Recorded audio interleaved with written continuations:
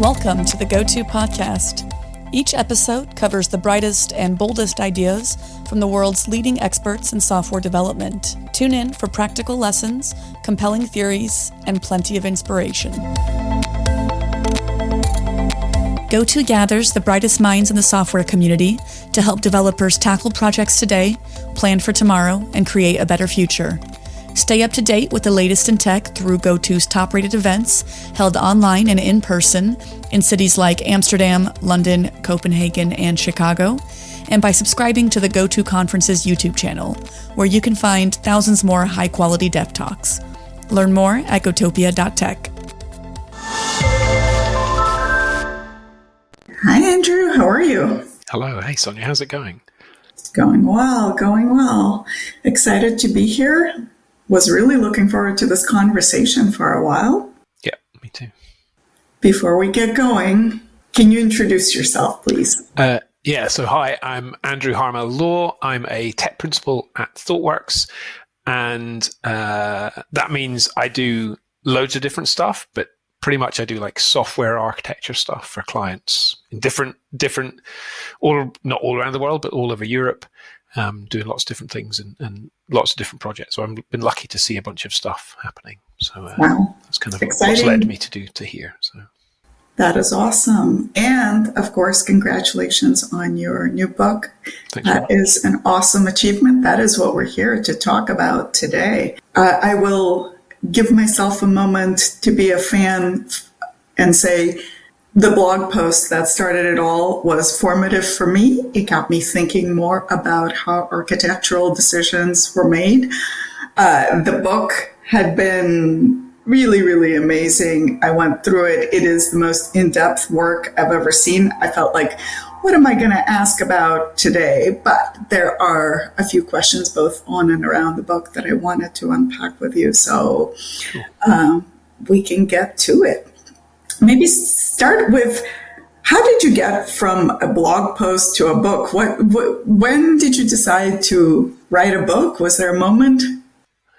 So it's a good question. So I think I'd wanted to write a book for a long time, and I'd been annoying O'Reilly people. So I got feedback from various people who know better that I should have spoken to multiple publishers, but I'd wanted, since I started work in IT at Sun Microsystems years and years ago, before the 2000 and kind of .com boom, I saw O'Reilly books and I was like, I want an animal book. So I'd been annoying O'Reilly people at conferences, the people who run the bookstores and stuff, because they're the marketing people. I'd been asking them how to write a book. And so they told me to kind of send emails to these people. So I pitched a few books. And then meanwhile, I'd been getting frustrated, and we can maybe talk about this. I've been getting frustrated with how me doing my job as an architect was beginning to get in the way more and more, and not necessarily kind of, in the old days, it would kind of make stuff better and make everything work better. And I was realizing that me doing my job was actually slowing everyone down. In COVID, I was really lucky to work with a client who allowed me to do a bunch of experiments, and they're named in the book. So, and actually Pete Hunter, who was the person I paired with at the client, we basically tried a bunch of stuff and a bunch of experiments, and it really worked. So then I got told by the delivery principal, who's like the chief kind of delivery person, ThoughtWorks person, Mel Mitchell, said, you need to write this up. So I wrote it as a blog post, which Martin Fowler put in his blog. But then I kept getting asked questions about it, and I kept trying to do lots of different things and try it with different clients, and other thought workers would try it with different clients, and then people like yourself, Sonya, right? So, because it was on the internet, people could try it. So then it became, and then I was like, this might be a book. So one of the 3 books I pitched to O'Reilly, 2 of them they thought were terrible ideas, but this was the one they thought was quite a good idea. So then it became the book. And then it took nearly 2 years to write. So you said it's very in-depth. I think O'Reilly would call it slightly too long, and there was a lot that got cut out because I had a lot of opinions. So, wow. I don't know. 2 years to write a book seems about the right time frame for me, but then again, I've never done one, and it is very, very in-depth. There's a lot there, as you just said. So if I were to ask you to extract the most important idea from a book, what would it be? So the thing I realized it was important, but I didn't realize how important. And I realize it's important because there's a certain thing that needs to be in place for this to work. And the thing is trust. And so trust is kind of spread throughout the book. And so I kind of knew that, but what was cool about writing the book and is cool about being edited. So O'Reilly gave me an editor, Rita. So I'd write something, and then Rita would say, well, we need to kind of structure this, and you seem to be talking about trust, or you seem to be talking about a social contract where everybody, we all agree to let everyone work in this way, as long as we agree to support, we agree to work in a trustworthy way, and therefore everyone else agrees to work in a trustworthy way too. And then I was in the later chapters, and it was all about transparency and kind of helping trust.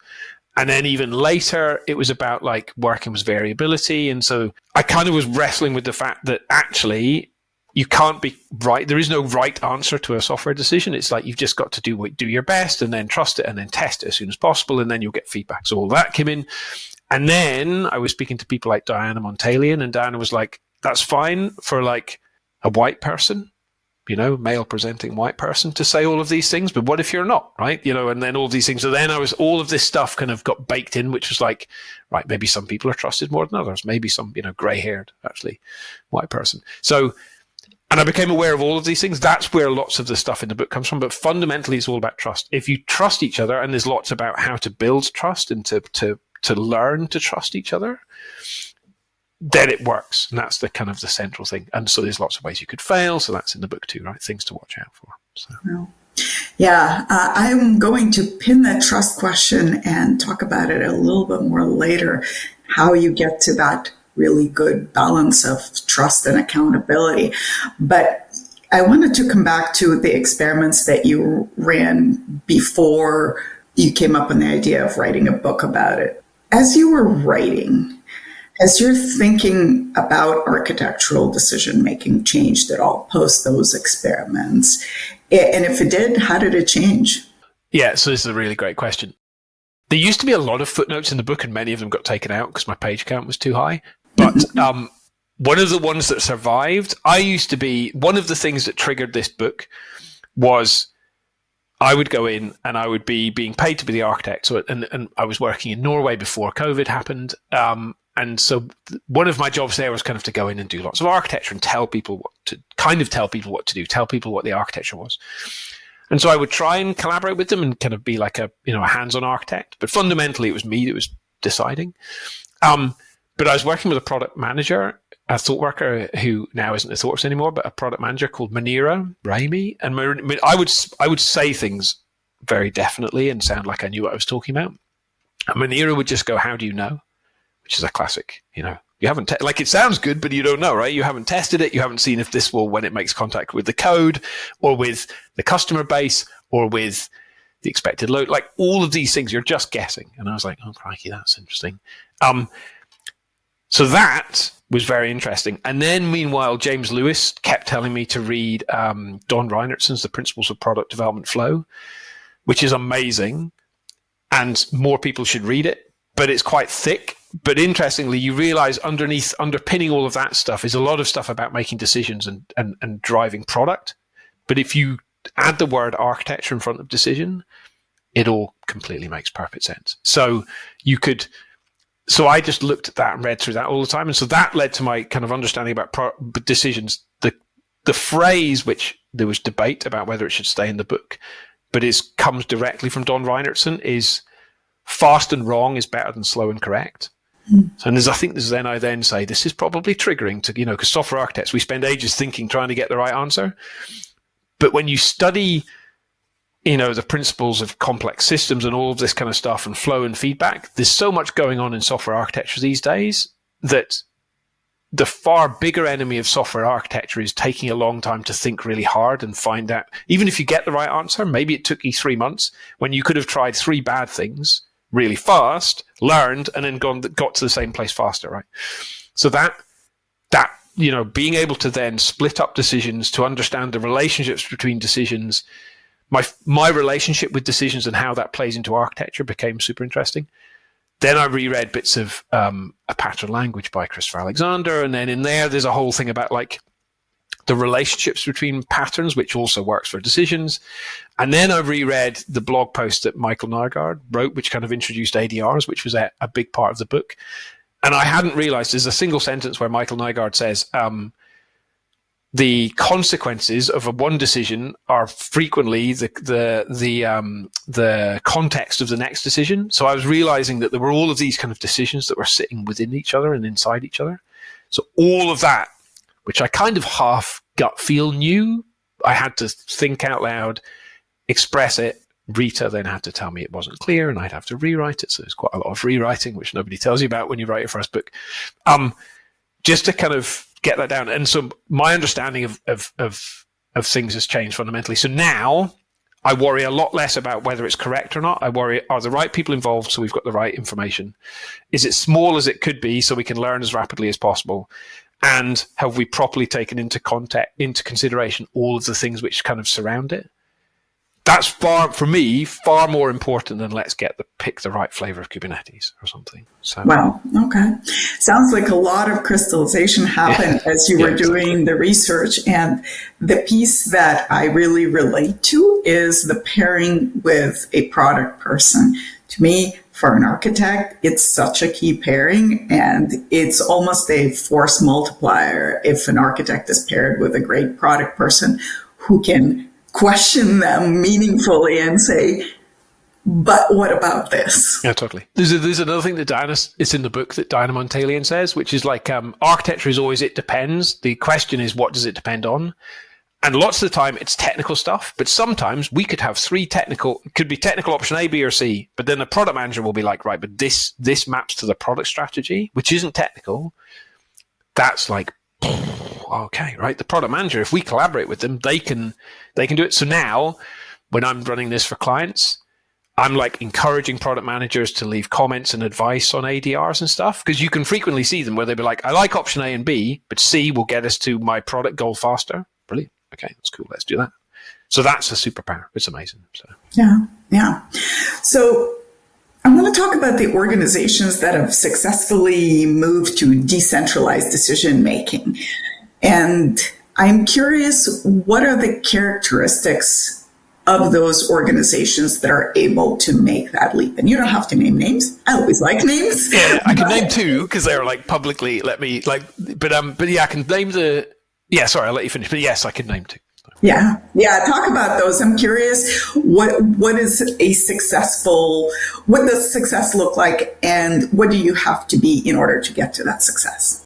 So the first things that I thought would be necessary for success, but aren't. So I thought to begin with, so this gets thrown at us a lot. There were two things actually. So people go, yes, but you're Thoughtworks. So that sounds a bit egotistical, but people they go, yeah, but you're associated with good software engineering. So therefore, do you need to be like this Thoughtworks type software engineer? That's completely not the case. There's a quote, which I think I found to put in the book which is from Reed Hastings, who started Netflix. So someone asked Reed Hastings, where do you find all your awesome engineers? And Reed Hastings said, I hire the people who are upset, who are frustrated at your company, whoever the person asked him, and then get out of their way. So fundamentally to this is that, again, and it builds on trust, almost every single person I've ever worked with is better than everyone thinks they are, because they're not given the opportunity to ship code or to be involved in decisions, or, and this is the next thing, to be able to fail and learn. So that's the trust thing, but is also safety, right? So it's important for diversity because you get diversity of opinions and diversity of thought, but it's just important for everyone, right? If you think you have to be right first time, then you're not going to really be innovative. You're not really going to do the thing that's going to make a big, you're going to take the safe option. Or you will take the safe option and still fail, but you won't be willing to admit that it's there. So key things that need to be there are kind of like enthusiasm, willingness to participate. Doesn't need to be like a certain skill level. I've tried this with lots of different people. And frequently what's exciting is you'll see junior people will start to kind of step up within an organization because they'll be like, well, I see this in the code all the time and it annoys me. And they'll maybe try and make a decision, or they'll start providing advice against decisions that are happening. And so that's really good. The other thing is like, so then there's a later chapter in the book about leadership, because I realized there was one thing I was worried about, and it turns out not to be true. I was worried that maybe this just happened because of my force of personality. So I was there waving my hands around, but actively not deciding. So I would be like, I'm facilitating, which is the title of the book. I'm facilitating your architecture, but I'm not doing it for you. So my great fear was that maybe it was me dancing around and my enthusiasm which was causing that. But then other thought workers started doing it. And then even more excitingly, people like J.D. Carlson, who I met in a open space at the virtual DDD community, they said to me, like, well, we're doing this. They'd completely arrived at a similar endpoint with all of the bits glued together from a slightly different angle. So they didn't, my book was just confirming what they'd already figured out. And that was super cool. So they hadn't, from first principles, architecture is hard. We should decentralize it. We should optimize for feedback. We should make small decisions. We should get the right people involved. We should be safe and learn and stuff. They got to the same conclusion I had, but without knowing anything about my blog post or anything. So I was like, okay, this is good. So it's not a factor of my personality, but it does require leadership. But it requires leadership to kind of get out of the hierarchical position and then foster leadership in the small. And so leadership, for example, is stepping up and taking a decision. So therefore, it's creating space for people to lead themselves. It's creating safety for failure. So again, there's a thing in a Reed Hastings book. I think this one's in Powerful by Patty McCord, who's the person who's responsible for co-writing the culture deck with Reed Hastings. Patty was like, if you want to build safety, the easiest way to do it is to model like acceptance and learning of failure from the top. Because people are always like, it's okay if the top fail, because then they can pretend it didn't happen. So there's a famous video of Reed Hastings admits and explains why it was spectacularly wrong to stop shipping DVDs at Netflix, which was a big thing at the time. Mm-hmm. So that's all the kind of the criteria. And then what's interesting is if you have all of that, then you'll end up with a learning organization, but you'll end up with a learning organization which is learning with the architecture that you've got, with the products that you've got, with the skills that you've got, with everything that you've got, right? It won't be like some vanilla flavor that everybody does. It'll come together in the way that you need it. So certain people will teach other people. People will be able to admit when they don't know things and stuff. So that all kind of comes together. And that's super cool. So those are the things that I've kind of seen. I've roamed quite wide on the answer. But all of those pieces, it's like if you put these little bits in place, then it turns out you can unlock this latent capability that Reed Hastings pointed out that is already in many, many people. And then you just kind of get out of its way. And that, again, why it's called facilitating software architecture. There's a lot in there that everybody has, but they don't know where to put it or where to express it. So that's kind of the goal of all of this stuff. Yeah. So. Wow. So it does sound like it needs a catalyst. It needs a leader to make it happen. Yeah. And in that, we're very much in agreement. I arrived some time ago at this idea that really architects' role is a leadership role, even though they may not have a position power, but they do. This is what they have to step into if they want to be successful. Yeah, totally. So what about the opposite? Have you experienced an organization where you've brought this ideas into and it just failed spectacularly? So luckily I haven't, because that would be quite dramatic. But I haven't introduced this on every single client I've worked with. And the thing that's fundamental, because I spent a lot of time, because sometimes now, because the book's published, people are coming to me going, oh, we're going to do this. And I'm like, well, I'm not sure. But there was one place where I have and where I did work, and the trust wasn't there. And it wasn't because of the individuals, but it was just the way that the people who worked on the systems were structured and everything. It was set up so that there would be so much that would have to be changed that the trust just wasn't. It was never going to be there. It was set up in an adversarial kind of hierarchical way, and so if I'd have tried this, it would have failed badly, and it could have been weaponized. Or there's this, again, based on Diana Montalian's feedback. She's like, you're still assuming everyone wants this to work. What if there are people who don't want? And there will be. Like, so I've got a talk that I did at New Crafts last year around about like the kind of the fact that the pressures of society and the societal systems impacts on your code. There are people who've kind of built a career on knowing about a bunch of stuff, which keeps them in a job, right? For good reasons or bad reasons. And like Alberto Brandolini calls him the dungeon master, or the famous blog post about Big Balls of Mud talks about swamp guides and stuff. And even if you think about the Phoenix Project, right? Brent who's not a bad guy, but he's the person who knows, right? So Brent, and everything has to go through Brent. So if you're an architect working for that company, you need to speak to Brent because he would tell you how to get to prod, right? So not to say that these people are good or bad, but sometimes they're in a place and they can't let go of things.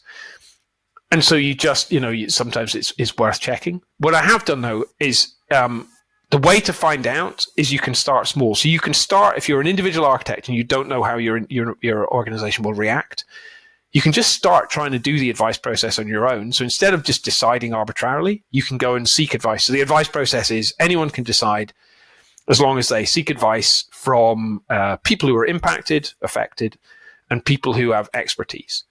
So you can model that and say, I'm doing the advice process. I'm still retaining the power to decide because that's how it works. But I'm seeking your advice. I want to know what you think. Or you can be a team, which, in a maybe traditional architecture organization doesn't have the power to decide. The responsibility and accountability for deciding still sits in an architect somewhere or at a review board. They can still prepare the decision, write the ADR, collect all the inputs, et cetera, and then say, we are recommending that you do this, that you take this decision, but we know we don't have any power. And then you can build up trust that way. The good thing is, again, channeling Manira, the product manager, if that's going to crash into your culture, you'll crash into it very fast. Don't do this. You can't take decisions. Stop. Right? So then you can fail fast. But if it works, then you can maybe do it in a team, or then maybe do it in 2 teams. So the last chapter is all about don't go big bang. Start small. Find out what your culture is. Find out how you react and respond, et cetera, because it is very simple. The point that there's 2 core elements. The core elements are the advice process, which is anyone can decide as long as they seek advice, and ADRs, which gives you transparency and history, because in typical company organizations that use the advice process, they're not deciding about software. So software moves fast. Everyone's working on it all at the same time, and it changes so quickly. You need to have a record. So those are the 2 things I put together. Everything else is optional, and you end up with other bits, but those are the 2 key things. And then how those bits fit in your organization will depend on your organization, right? So again, it wound up Rita a lot because I spent ages saying, I'm not going to tell you how to do it. And Rita was like, but this is a practical book. You need to, people want to be told what to do. And I'm like, I can't tell them what to do because then they'll fail. So there's a lot of me dancing around going, this might be the thing. And again, this is where all the words come from.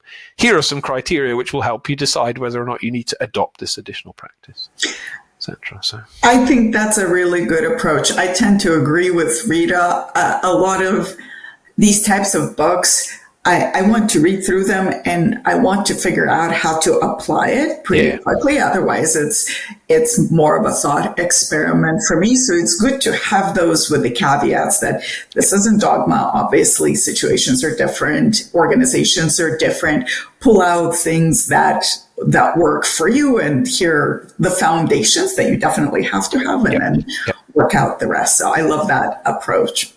So you sound like you've had some very interesting experiences, maybe some scars, war stories. What is one story that you wanted to tell that's not in the book? Not in the book. There's some really good ones that are in the book. There's ones where I thought I was right, and it turned out I was wrong. And that's where Pete gets his biggest mention, because Pete... So I sound like a big advocate for this. I was, but until someone disagreed with me, and then I was like, well, let's throw it out the window. It'd be like they can decide whatever they want, but that seems like a really bad idea, so I'm going to tell them to stop. And Pete, and this is in the book, Pete went, well, if you do that, then immediately you've completely undermined, I would have destroyed the trust. So something that's not in the book, I think, what's a good one? There's lots of little ones. I've realized, having written a book, that the skill of writing is not just a skill of communicating, it's a thinking tool. And so there's lots of instances where me trying to write things down and trying to explain things and trying to understand things, and it turns out it's what I've been doing for a long time, I just never realized it. By trying to write things down, you understand what the problem is, or you understand you don't understand the problem, and then you can kind of clarify and crisp it up. So there's lots of times where I've learned, so more than just one story, lots of times where I've been trying to understand something, and in the process of writing it down, then it's become a lot clearer, or I've realized that I'm, stupid or whatever. And that's something which is kind of scattered throughout the book, but it's like I'm never, I think maybe I'm lucky because I work for clients and I move from domain to domain. I'm kind of allowed to be dumb because the client always knows more about their domain than me. But there's lots of, so I've done stuff in electronic vehicles. I've done stuff in Bitcoin. I've done, so in Bitcoin, I had no idea. Loads of stuff I just didn't know. But it's quite nice to be able to say, blah, blah, blah, is this right? The other thing is I've learned that being an architect, whether you like it or not, even if you're not an old white person with grey hair, you'll still people will trust what you say, even if you don't know. So the other thing I've learned is it's very good to kind of put in place to say, I don't know if this is correct, but, and then you will get, because we work in software, everyone loves to tell you that you're wrong. So then you can trigger people into like their like kind of geek nerd. Well, actually, you can trigger that into getting them to help you write a better blog post, or not blog post, ADR, sorry. So it does work for blog posts. And that's if you can trigger, but for the forces of good, not the forces of evil, all of the kind of well-actualyness of software engineering and architects, it's amazing. And then suddenly 3 or 4 or 5, 6 people are writing this ADR, and it's not just me. I'm facilitating it as opposed to actually doing the work. Yeah, there's so much truth in writing as a crystallizing and activity and clearing things up. I think I need to bring you in to talk to engineering teams and say, write things down. You can't all be in your head. No, that's great. I want to zoom in a little bit on advice process. Mm-hmm. So it combines this fast autocratic process of decision making with a more decentralized consultative process. Yep. So what do you do with the more authoritarian types, either overriding the decision or maybe the decider avoiding responsibility at the end of the day going, I got bad advice.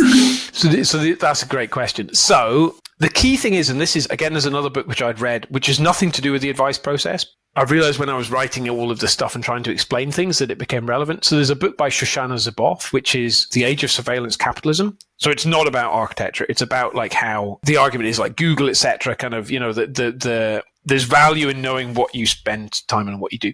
And so there's an argument that runs through Shoshanna's book, which is it's not just important to know who decides, but it's also important to know who decides who decides. And so that's the key thing that flips everything. And there is bits about this in the book because I knew people would be like, wow, well, hold on. Like you said, the decider can be autocratic. That's kind of the point. The person who's taking the decision, whoever's decided to take the decision, is obliged by the social contract, right, the trust, to seek the advice. But they can completely ignore it. They have to listen to it. And when you use ADRs, people write it down. So therefore, it's recorded as advice offered by, this. I was going to decide because I'm the author of the ADR, right? So it's me. I write the body of the ADR, I write the context, the title, the decision, various options. But then below it, you keep the advice. So you can see who I asked and what they said. On the advisor front, if I'm ignoring people, what is polite, because I'm British, what I advise in the book is like, if someone has offered advice, but you think you're going to ignore it, you should say, despite the fact that so-and-so recommended I did this, I'm still going to make this decision. So then you're kind of taking responsibility for the fact that, whatever. And it then drives towards people to kind of go, right, why, to get deeper into the advice to say, why does this, for example, I ask advice, what programming language should we use? And someone says, don't use Java. If I go into Java and say, right, why do you think we shouldn't use Java? And they can give me reasons. Then I can say in the ADR, I'm ignoring this advice because that advice was about Java 8 and now Java is Java 21 and everything has changed. There's new GC out, it's not slow or blah, blah, blah, all this stuff. So it drives more detail, more context and better decisions. Also, like you said, the kind of the check to the fact that your name is on the authorship is aligned very much with Open Group's approach to architecture. So they used to state that, there should be an architectural group of people and those people should have responsibility and accountability for decisions. So that's why it worked, but it was always a bottleneck because it would have to go through these named group of people. In the agile version of the open architecture framework, the OAA, they say, as long as accountability and responsibility, so like me taking the decision and me being accountable for the decision are in the same place, the same human being or team, that's fine. So then you write it down in the ADR so a team can decide, but then they're responsible for it. or an architect can decide, but they're responsible for it. And the fact you have this permanent record of like immutable ADRs, which is a trail of decisions, I think the section in the book is called A Check to the Reckless, because I've yet to see someone take a completely reckless decision knowing it was reckless or bad or it would have a big impact, because they know that it's going to be there, right? Publicly on the intranet somewhere, intranet somewhere. So if someone comes back and goes, who made this decision? Well, it turns out it was Bob. Bob did this, Bob wrote their name against it. So that's good. But like you said on the other point, the autocrat thing, it is hard. And there is a whole chapter on like how to emotionally let go of things. And like I said, there's a story where I couldn't let go. So the kind of the core story is, you're right. It is hard. It is hard to watch a team potentially screwing up. But the point of my story there was they didn't screw up. I was wrong and they were right. And you can't see the future. You don't know if you're right or wrong until you've, like you said, Sonya, right? Till you've coded it up, you've put it into prod, and you've learned from feedback. So you can't tell, right? So learning that and going on this journey as a person who used to have power, who is beginning to share that power, or the opposite journey, which is someone who isn't used to it, so now needs to take more, care about their steps and, think about the consequences of things. Both of those are baked in, but it is a journey, right? That's where trust has to, like you will start with a probably an organization, in most organizations, that is capable of trust, but the way we organize means it isn't there. So you slowly build it up. You do one team at a time or whatever, and then you'll see it evolve, which is cool. Wow. I think journey really does describe that. Shifting gears a little bit. So I love all the conversation about biases, especially framing effect. This was actually one that I learned from one of the best bosses that I had, who said time and time again, don't let a good crisis go to waste. And originally I was like, what does that mean? And then I realized, oh yeah, this can always be an opportunity. How do I take that as an opportunity and use it? What was some of the dramatic perception shifts that you've observed due to framing bias in reframing things for people? So I think one I've already mentioned, actually, is a really good question. One is the architects, that you need to make the best. Like, I get this is a talk. I'll rewind. I'm going to write a talk this year called How to Make the Perfect Decision. Brackets, there is no perfect decision. But I don't know, maybe it's because of so I say in the book, so I'm autistic, so I'm very aware that certain people of certain types drift towards software because it's, it's very ones and zeros, it's binary, it's like the code compiles or it doesn't, it runs in prod or it doesn't. But that seems to have spread into the complex socio-technical world, where we just think that because we can control the small things, we assume we can kind of be right and correct about the bigger stuff. And that might have, I don't think it ever was, but it might have been more possible to be correct in the past. But now with microservices, the cloud, loads of stuff is not in our control. But I still think lots of us labor under the fact that we can think really hard. And if we think really hard, we'll be right, and then it'll work. And that's the biggest shift, which then goes to small and fast is better than, fast and wrong is better than slow and correct. Mm. That's big. Like, people do get triggered by that sentence. And like I say, quite a few of my colleagues get triggered by that sentence, but it's really, really true. And then it focuses your architecture so then you get this kind of knock-on effect of big realizations and framings. So you learn, if that's good, then you're like, okay, cool. So we should optimize for flow, which means we should architect for flow, which also means we should optimize for smaller decisions. So you architect for smaller decisions. And just all of, the triggering thing being, it doesn't matter if I'm wrong, but as long as I'm learning and I'm optimizing for learning and finding and evolving. And, I know from chatting to Neil Ford, there's a bit in the book again about the evolution of systems, right? Because even if we design it, even if we're very, very good and we design everything right and it's perfect, it'll only be perfect for 6 months or 3 months. You know what I mean? Then something will happen and it'll be wrong and we'll need to change things. So that kind of cascade of framing changes and things, and then watching how that changes how people think about teams, about how the organization is structured. So I've seen, there's another mention in the book about Vanessa Vermicola, one of my ex-colleagues. She has social decision records. So if a team's deciding that it needs to, change which bits of the microservice it owns, they were like, why can't we also decide whether we split as a team? We don't need to wait for someone else to do that, right? We'll do that ourselves. So then she's brought in this kind of idea, and there's a blog post which is linked to from the book again, which is like, well, let's just, start doing that. And that's the kind of stuff that Matthew Skelton and co, Manuel Pais and Team Topologies are beginning to talk about now, right? Trond Hjortland's talking about it too. If you're designing the system, it's a socio-technical system, right? It's not just a technical system. So slowly the edges kind of blur and stuff, and people are like, oh, it shouldn't be someone else. Like Michael Nygaard said, I've got loads of these good quotes, but Michael Nygaard said your HR department does the first draft of your architecture because of Conway's Law. And it's right. But why can't you do the second draft, right? Like it's just a human being who said that you're in this team and you're in that team. So you're a human being. So to make a decision based on good rational thought and propose it to whoever can decide, right? So I think this is the ultimate in self-organizing teams and a lot of what Agile has, I think, originally intended. Unfortunately, there are times that when I've encountered where people actually don't give it much thought, engineers don't give it much thought. I think the biggest example of this I've seen is somebody told me, well, it's really arbitrary and not really critical which team I'm on. And I thought, no. It's very, very critical. And especially if they start to realize that they can, then you're like, oh, okay. And then some people don't care. They just like being told what, not told what to do, but they like someone. I think, again, as in the book, it's like you're not obliged to decide. You just have the opportunity. So it's not everybody can do architecture. It's anybody who thinks they want to. Some people are happy. They go where they turn up, they get given a user story, they build it, and they like running their code. But other people are kind of pushing. They're like, no, but I don't agree. That's wrong. We can make this better, which is a very, again, software engineer, architect-y type thing, right? And if you can give them this measured, careful way of doing it, those people who are always more than, like, I'm always surprised is like the people you think that person's definitely going to have opinions.